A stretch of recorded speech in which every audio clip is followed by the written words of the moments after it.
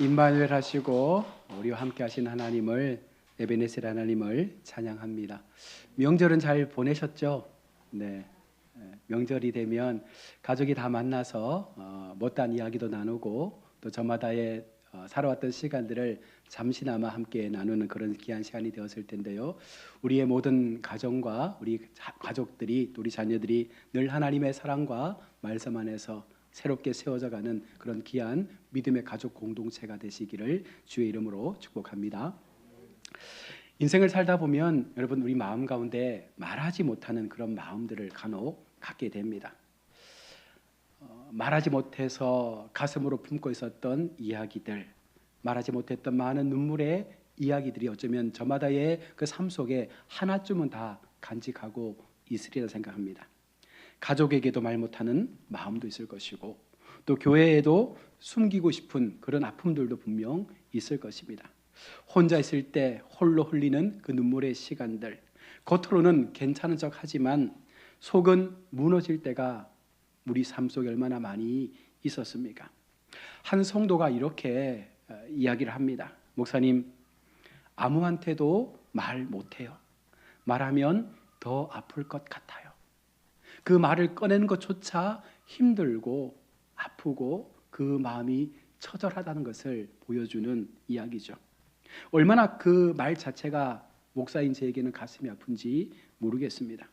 그런데 오늘 여러분, 성경은 우리에게 이렇게 말씀합니다. 하나님은 우리가 말하지 않아도 다 알고 있다라고. 하나님은 우리가 표현하지 못하고 하나님 앞에 정말 여러 가지 많은 단어를 동원해서 기도하지 못할지라도 하나님은 우리의 모든 상황과 우리의 모든 삶의 걸음들을 알고 있다라고 말씀을 하고 있습니다.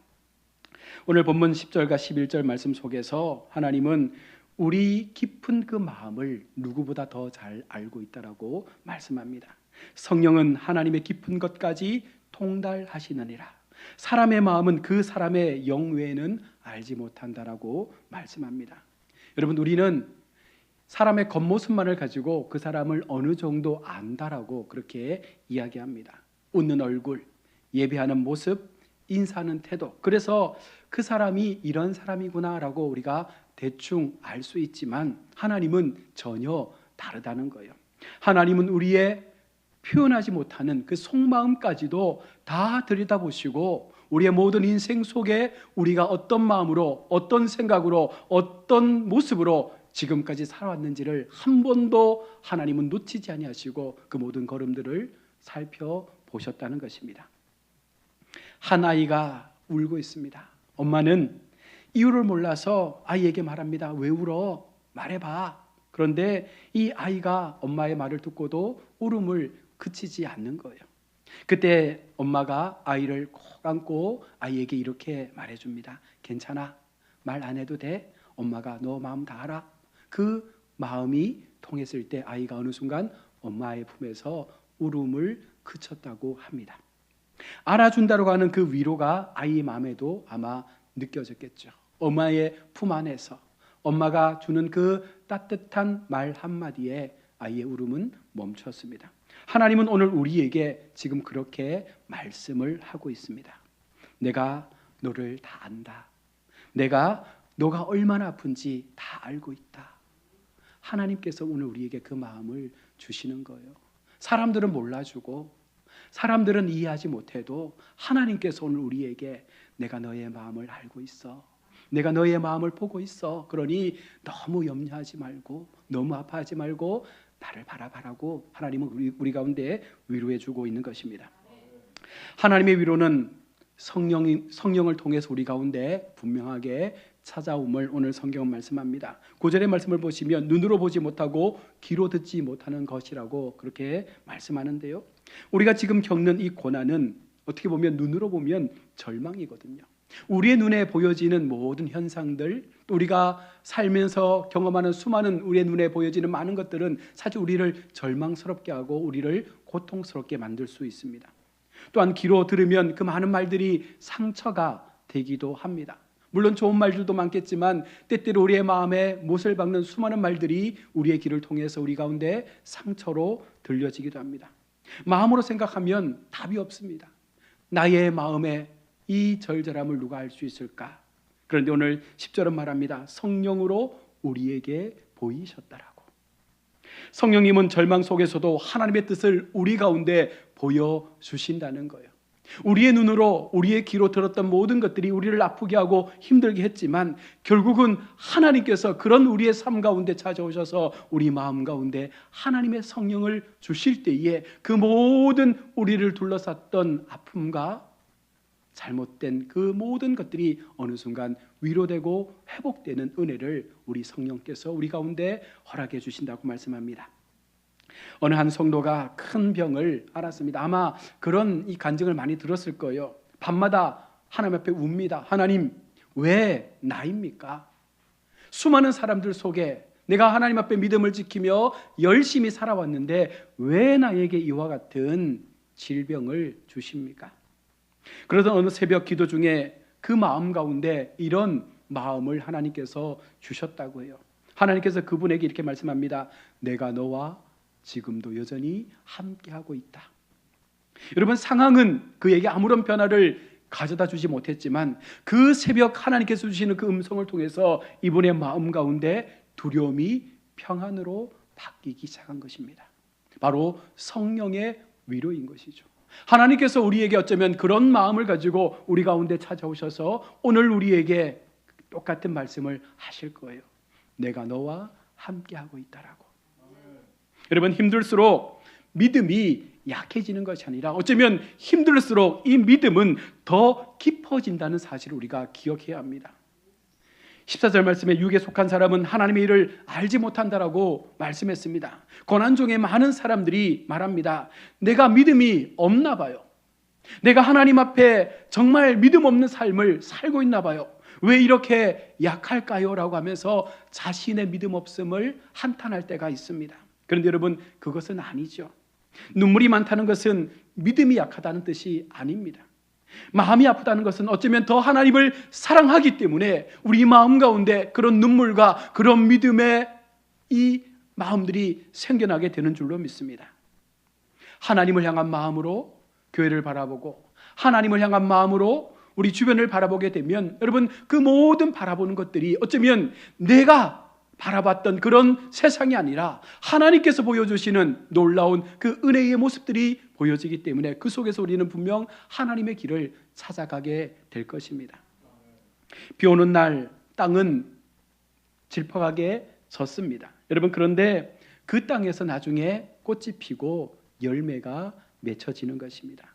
마찬가지로 지금 흘리는 우리의 눈물, 지금 아파하며 하나님 앞에 호소하며 기도하는 그 많은 시간들이 어느 순간 은혜의 씨앗이 되어져서 하나님의 계절의 아름다운 열매로 우리 인생 가운데 나타나게 될 줄로 믿습니다. 오늘 성경은 말합니다. 우리는 혼자가 아니다라고.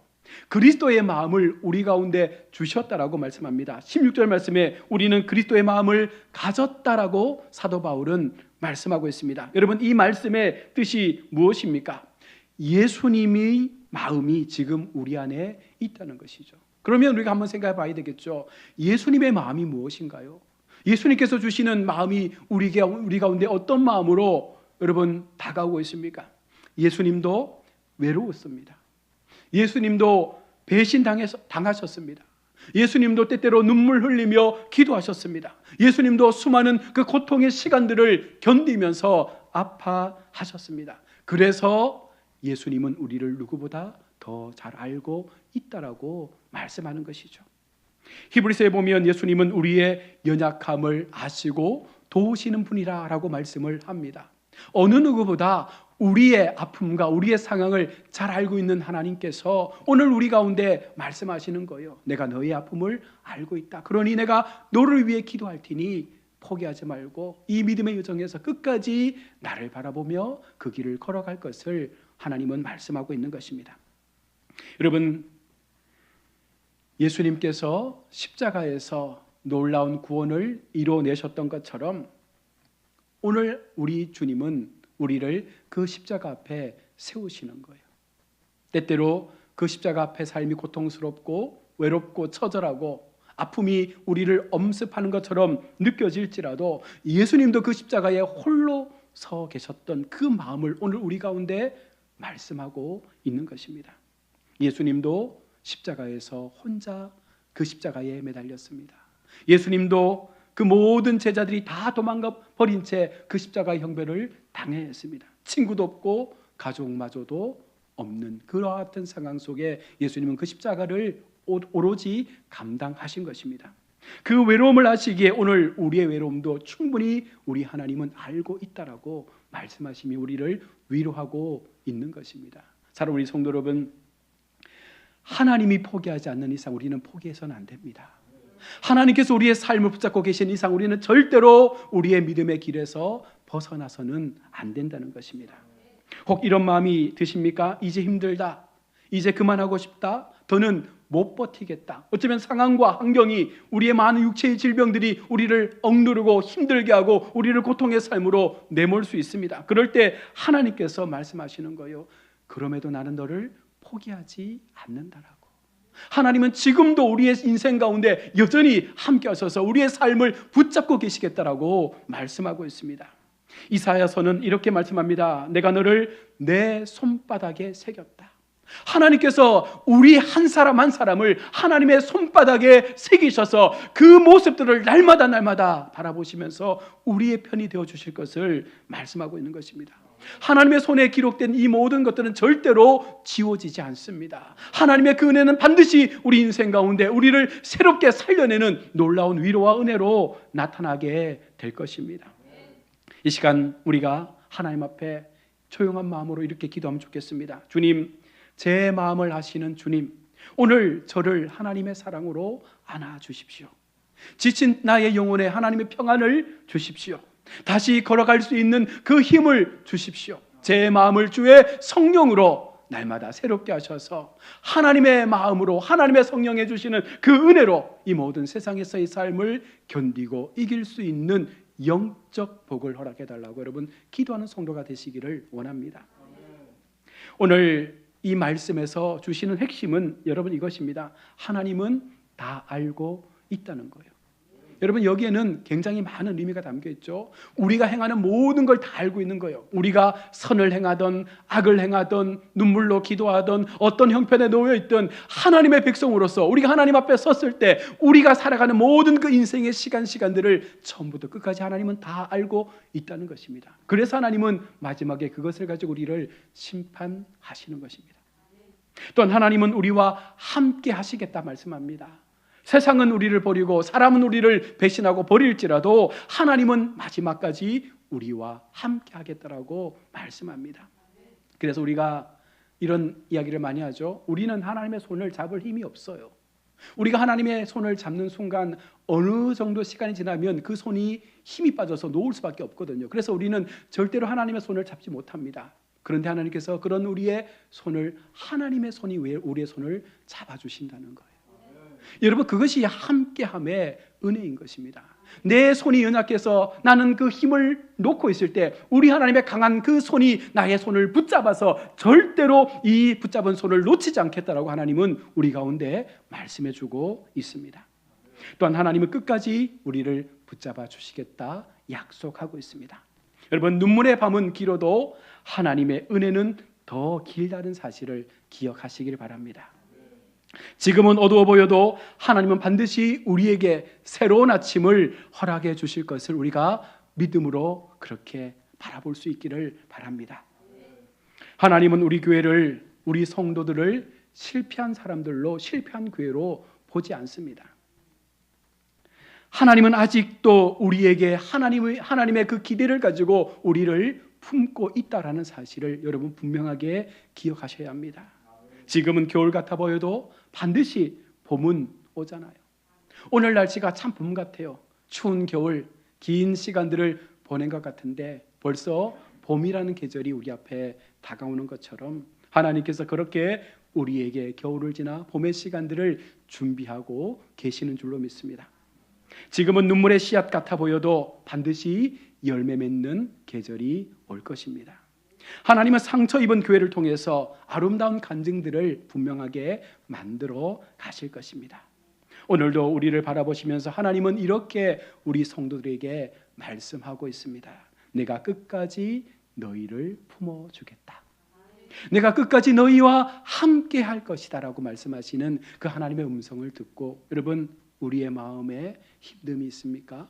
우리 마음 가운데 여전히 풀지 못하는 여러 가지 많은 환경의 어려움, 육체의 질병, 인생의 어려움, 관계 어려움이 있습니까? 하나님을 바라보십시오.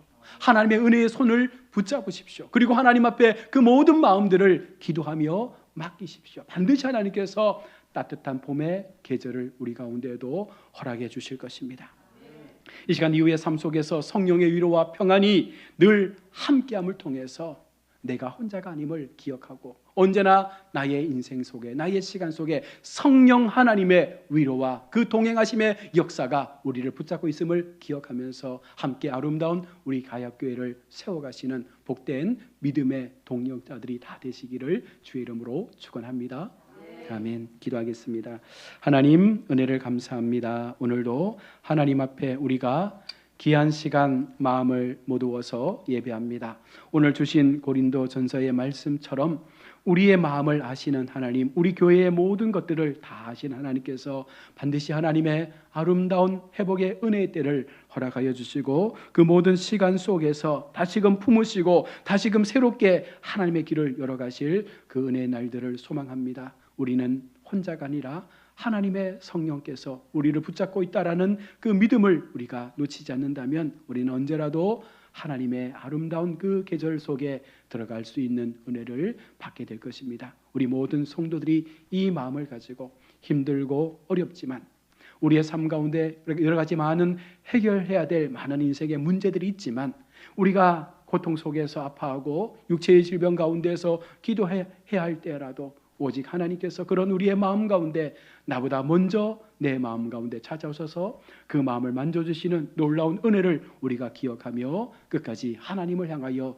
나아갈 수 있는 우리 모든 복된 믿음의 성도들 되게 하여 주옵소서. 거룩하신 예수님의 이름으로 기도드립니다. 아멘.